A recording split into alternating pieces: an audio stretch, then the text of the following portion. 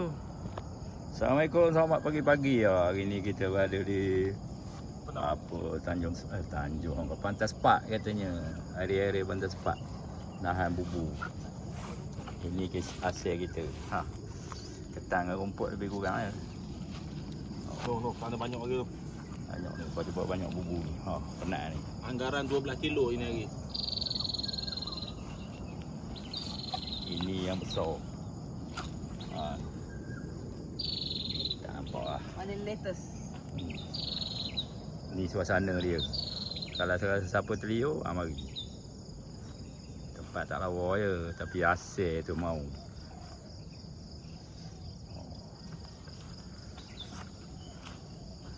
Aku dah berangan dah dengan rumah aku hari tu nak beli bubuh.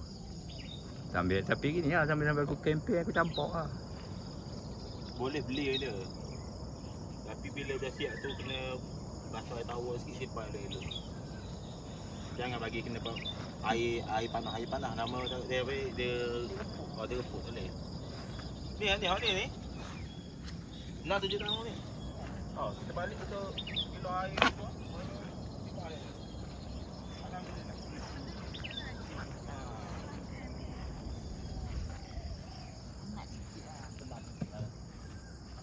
Mak tolong keluar sikit barang tu, pun nak ambil dapur. Ni kalau tak segan, kalau tak terbomong dia orang, boleh bahaya kelapa ni.